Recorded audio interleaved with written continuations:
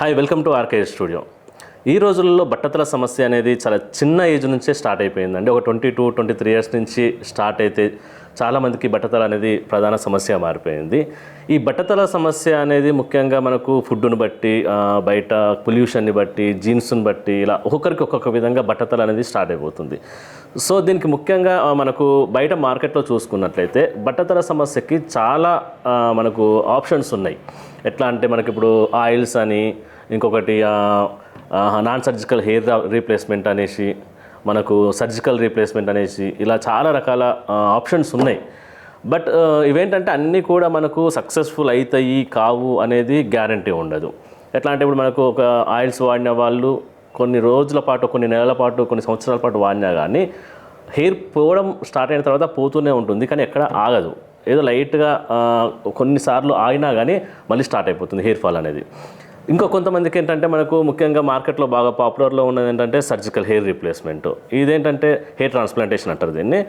ఈ హెయిర్ ట్రాన్స్ప్లాంటేషన్లో ఎట్లుంటుందంటే మనకు మన ఒరిజినల్ హెయిర్, సైడ్కు ఉన్న ఒరిజినల్ హెయిర్ని ఎంతవరకు అయితే హెయిర్ అయితే పొయ్యిందో అక్కడ మనకు సర్జరీతో హెయిర్ని ట్రాన్స్ప్లాంట్ చేస్తారు. ఇలా చేయడం వల్ల ఏంటంటే మనకు అందరికీ ఇది సక్సెస్ అవుతుందని గ్యారంటీ ఉండదు.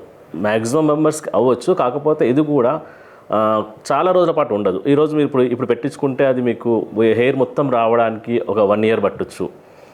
కొంతమందికి 1 year తర్వాత కూడా పూర్తి స్థాయిలో వారు అనుకున్న స్థాయిలో హెయిర్ అనేది రాదు. అందులో మనకు పెట్టిన దాంట్లో 50% డెడ్ అయిపోతాయి, ఇంకో 50% ఉంటాయి. దాన్ని కూడా మీరు కంటిన్యూస్గా PRPలు తీసుకోవడం వల్ల ఉంటూ ఉంటుంది. వాళ్ళకు ఒక 3-4 years తర్వాత మళ్ళీ సేమ్ పొజిషన్ వచ్చే అవకాశం ఉంటుంది. సో పర్టికులర్గా ఖచ్చితంగా ఈ ప్రాబ్లంకి సొల్యూషన్ 100% అయితే మీకు దొరకదు. ముఖ్యంగా దీంట్లో ఏంటంటే మీకు వితిన్ అవర్స్లో మీకు సొల్యూషన్ కావాలి. ఇప్పుడు మీకు బట్టతల ఉంది, మీకు ఒక 2 hours తర్వాత మీకు ఒక 1 hourలోనే మీకు కంప్లీట్గా ఆ లుక్ అనేది మారిపోవాలి. 1 hourలోనే మీకు ఫుల్ ఆఫ్ హెయిర్ రావాలి. ఇప్పుడు మీకు ఒక సినిమా షూటింగ్ తీసుకోండి. సినిమా షూటింగ్లో హెయిర్ లేని అతనికి ఇప్పుడు షూటింగ్ అప్పుడు ఖచ్చితంగా హెయిర్ ఉండాలి. ఆ 1 hourలో హెయిర్ వచ్చేయాలి. ఇట్లాంటి వాటికి చాలా వరకు మనకు ఈ నాన్ సర్జికల్ హెయిర్ రీప్లేస్మెంట్ అనేది చాలా ఉపయోగపడుతుంది. ఇదేంటంటే మీకు ఇన్స్టెంట్ హెయిర్ వస్తుంది. మీకు ఎప్పుడంటే కావాలంటే పెట్టుకోవచ్చు, వద్దని కూడా తీసేసుకోవచ్చు, రెగ్యులర్గా వాడుకోవచ్చు. ఏమాత్రం గుర్తుపట్టకుండా ఒరిజినల్ హెయిర్ అయితే ఎలా ఉంటుందో మన ఈ నాన్ సర్జికల్ హెయిర్ రీప్లేస్మెంట్లో అలానే ఉంటుంది. ముఖ్యంగా దీంట్లో ఏంటంటే మనకు హెయిర్ ప్యాచెస్ వాడతారు. నాన్ సర్జికల్ హెయిర్ రీప్లేస్మెంట్లో ముఖ్యంగా హెయిర్ ప్యాచెస్ వాడతారు. ఈ హెయిర్ ప్యాచెస్ ఎలా ఉంటాయి, వీటిలో ఎన్ని రకాల మెథడ్స్ ఉంటాయి, హెయిర్ ప్యాచెస్ని ఎట్లా యూజ్ చేయాలి అనేది మనం మొత్తం ఈ వీడియోలో క్లియర్గా తెలుసుకుందాం. హెయిర్ ప్యాచెస్ అంటే మనకు నాన్ సర్జికల్ హెయిర్ రీప్లేస్మెంట్లో ముఖ్యంగా వాడే హెయిర్ ప్యాచెస్ అంటే ఇలా ఉంటాయండి. ఇది హెయిర్ ప్యాచ్ అంటారు. ఈ హెయిర్ ప్యాచ్ని మనకు క్లయింట్కు ఎంతైతే రిక్వైర్మెంట్ ఉంటుందో, అతనికి ఎంతైతే బాల్డ్నెస్ ఉంటుందో అంతవరకు కరెక్ట్గా మెజర్మెంట్ తీసుకొని ఎంత సైజులో అతనికి హెయిర్ ప్యాచ్ ఫిక్స్ చేస్తే పర్ఫెక్ట్గా సూట్ అవుతుందో అది చూసుకొని అంతే సైజులో మనము హెయిర్ ప్యాచ్ అనేది ఫిక్స్ చేయడం జరుగుతుంది. దీంట్లో మనకి డిఫరెంట్ సైజెస్ ఉంటాయి. క్లయింట్ యొక్క రిక్వైర్మెంట్ బట్టి ఆ సైజు ప్రకారమే హెయిర్ ప్యాచ్ అనేది ఫిక్స్ చేయడం జరుగుతుంది. దీంట్లో మనకు చాలా రకాల మెథడ్స్ ఉంటాయి. మెథడ్స్ అంటే మనకు దీంట్లో బాండింగ్ అని, క్లిప్పింగ్ అని, టేపింగ్ అని డిఫరెంట్ మెథడ్స్ ఉంటాయి. అయితే హెయిర్ ప్యాచెస్ అంటే మనకు ఇలా ఉంటాయండి. మనం క్లయింట్కి ఏవైతే హెయిర్ ప్యాచెస్ ఫిక్స్ చేస్తామో ఆ ప్యాచెస్ అనేది ఇలా ఉంటాయి.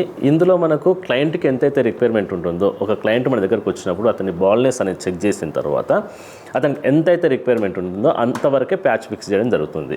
అతనికి ఎలా అయితే న్యాచురల్గా కనిపిస్తుంది, ఎలా ఫిక్స్ చేస్తే చూడడానికి లుక్ బాగుంటుందో మనం ఆ విధంగా చేయడం జరుగుతుంది. అయితే దీంట్లో మనకు డిఫరెంట్ సైజెస్ ఉంటాయి. ఈ సైజెస్ ఏంటంటే మనకు క్లయింట్ కూర్చోబెట్టిన తర్వాత అతనికి ఏ సైజ్ అయితే పర్ఫెక్ట్గా సూట్ అవుతుందో మనం మెజర్మెంట్ తీసుకొని ఆ సైజ్ ప్రకారం ఫిక్స్ చేయడం జరుగుతుంది. అయితే దీంట్లో ముఖ్యంగా మనకు మెథడ్స్ ఉంటాయి. ఒకటి క్లిప్పింగ్ మెథడ్ అని, బాండింగ్ మెథడ్ అని, టేపింగ్ మెథడ్ అని, ఇలా డిఫరెంట్ మెథడ్స్ ఉంటాయి. ఏ క్లయింట్కి ఎలాంటి మెథడ్ పెడితే సూట్ అవుతుంది, ఎలాంటి మెథడ్ అయితే అతనికి కంఫర్ట్గా ఉంటుందో అవన్నీ చూసుకొని ఆ విధంగా మనం ఫిక్స్ చేయడం జరుగుతుంది. క్లిప్పింగ్ ప్రాసెస్ ఎలా ఉంటుందంటే ఇలా ఉంటుంది. ఈ 3 sides మనకు క్లిప్స్ ఉంటాయి. ఫ్రంట్ సైడ్ మాత్రం టేప్ ఉంటుంది.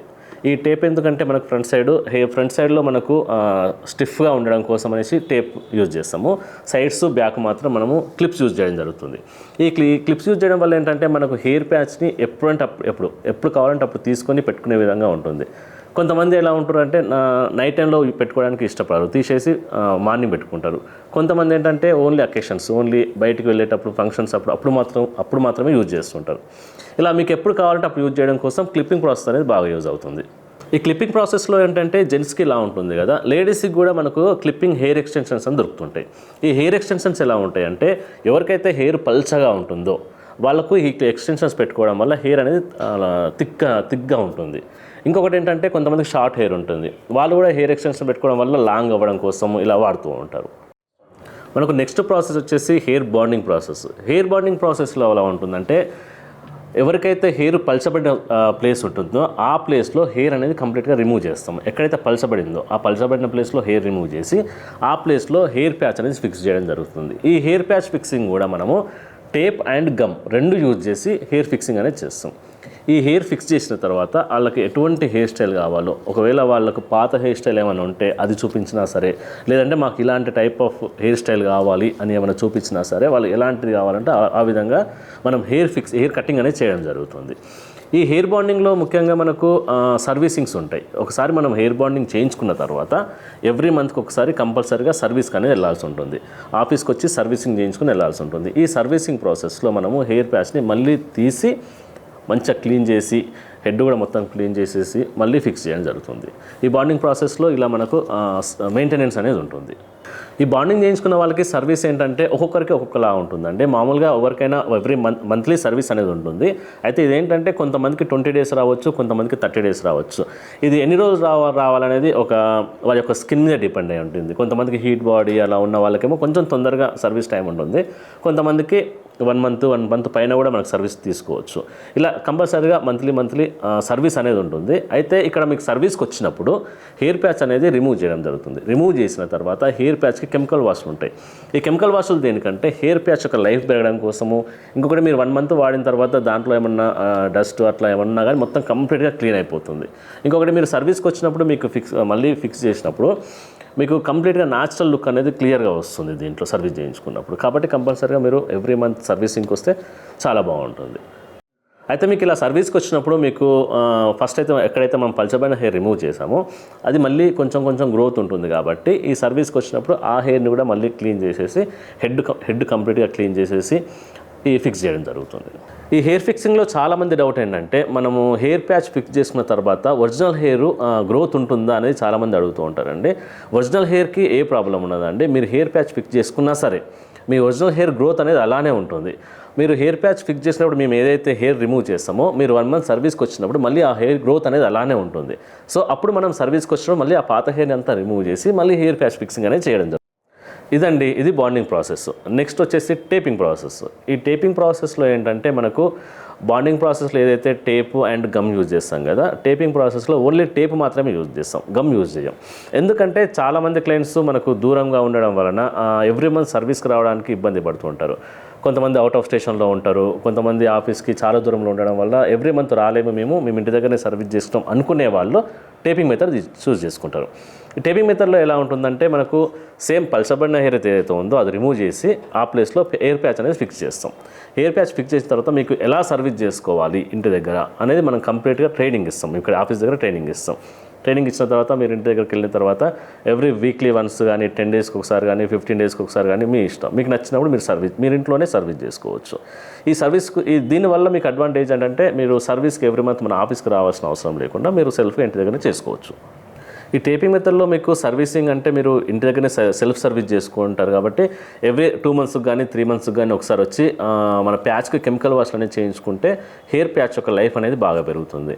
ఇంకొక డౌట్ ఏంటంటే చాలామందికి హెయిర్ ప్యాచ్ ఫిక్స్ చేసుకున్న తర్వాత తలస్నానం చేయొచ్చా అనేది చాలామంది డౌట్ ఉంటుందండి. మీరు బాండింగ్ మెథడ్లో కానీ టేపింగ్ మెథడ్లో కానీ మీరు హెడ్ పైనుంచే మీరు ప్యాచ్ పెట్టుకొని దాని మీద నుంచే తలస్నానం చేయొచ్చు. మనం ఒరిజినల్ హెయిర్ ఉన్నప్పుడు అయితే ఎలా అయితే తలస్నానం చేస్తాం సేమ్ అదే విధంగా తలస్నానం చేయొచ్చు. హెయిర్ ప్యాచ్ ఊడిపోవడం అనేది ఏమి ఉండదు. క్లిప్పింగ్ ప్రాసెస్కి వస్తే మటుకు మీరు ప్యాచ్ తీసి క్లీన్ చేయించుకుంటే బెటర్. ఇవ్వండి ప్రాసెస్లు బాండింగ్, క్లిప్పింగ్, టేపింగ్ ఇలా డిఫరెంట్ ప్రాసెస్లు ఉన్నాయి కదా. ఈ ప్రాసెస్లో ఏంటంటే ఎవరికి ఎలాంటి ప్రాసెస్ అయితే బాగుంటుంది అనేది మీరు ఇక్కడికి వచ్చిన తర్వాత మీకు కంప్లీట్గా ఎక్స్ప్లెయిన్ చేసి పూర్తిగా చెక్ చేసిన తర్వాత ఎవరికి ఎలాంటి ప్యాచ్ అయితే పర్ఫెక్ట్గా సెట్ అవుతుంది, ఏ మెథడ్ అయితే పర్ఫెక్ట్గా ఉంటుందో మేము సజెస్ట్ చేస్తాము. ఇంకొకటి ఏంటంటే మీరు హెయిర్ ప్యాచ్ పెట్టుకున్న తర్వాత చాలామంది డౌట్ ఏంటంటే తలస్నానం చేయొచ్చా అనే డౌట్ ఉంటుంది. మీరు కంప్లీట్గా రెగ్యులర్గా తలస్నానం చేయొచ్చు అండి. మీరు వీక్లీ వన్స్ కానీ వీక్లీ ట్వైస్ కానీ తలస్నానం చేసుకోవచ్చు. ఇంకొకటి అంటే మీకు హెయిర్ ప్యాచ్ పెట్టిన తర్వాత మీరు తలస్నానం చేసేటప్పుడు లోపలికి మనకు వాటర్ వెళ్తుంది, గాలి వెళ్తుంది. సో కాబట్టి మీకు లోపల మీకు ఎటువంటి ప్రాబ్లం అనేది ఉండదు. ఇంకొంతమంది ఏంటంటే మీకు చాలామందికి ఇచ్చింగ్ వస్తుందా హెయిర్ ప్యాచ్ పెట్టుకోవడం వల్ల అని డౌట్ ఉంటుంది. ఇచ్చింగ్స్ లాంటివి ఏమి ఉండవండి.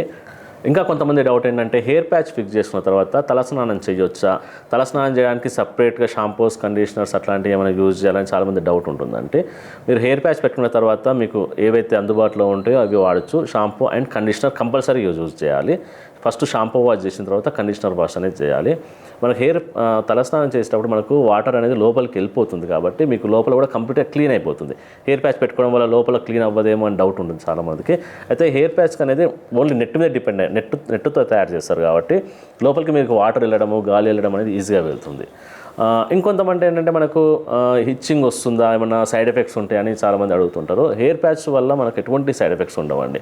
ఎందుకంటే మనం వాడే కంప్లీట్గా టేప్ అండ్ గమ్ అనేది మెడికల్ టెస్టెడ్ ఇవి. వీటి వల్ల ఎటువంటి సైడ్ ఎఫెక్ట్స్ అనేవి ఉండవు. ఎందుకంటే ఒక్కొక్కరు 5 years 6 years నుంచి కూడా కంటిన్యూగా వాడుతున్న వాళ్ళు ఉన్నారు. ఎవరికి కూడా ఇంతవరకు ఏ ప్రాబ్లం లేదు. సో ఇవన్నీ కంప్లీట్లీ సేఫ్. సో ఇదండి నాన్ సర్జికల్ హెయిర్ రీప్లేస్మెంట్.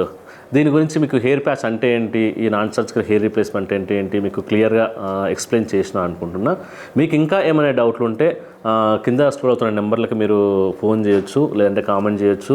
మనకు మొత్తం ఆంధ్ర, తెలంగాణ, కర్ణాటక ఏరియాలో మనకు బ్రాంచెస్ ఉన్నాయి. మీకు దగ్గరలో ఏ బ్రాంచ్ అయితే ఉందో తెలుసుకోండి. మనకు కింద బ్రాంచెస్ మొత్తం ఫోన్ నెంబర్స్ అన్ని కింద స్క్రోల్ అవుతూ ఉంటాయి. మీకు దగ్గరలో ఏదైతే బ్రాంచ్ ఉందో అక్కడికి వెళ్ళి మీరు మన బ్రాంచ్లో ఏంటంటే మనకు ఫ్రీ డెమో ఉంటుంది, ఫ్రీ కన్సల్టేషన్ ఉంటుందండి. మీరు ఎనీ టైం వెళ్ళి మీరు అక్కడ ఫ్రీగా డెమో తీసుకోవచ్చు.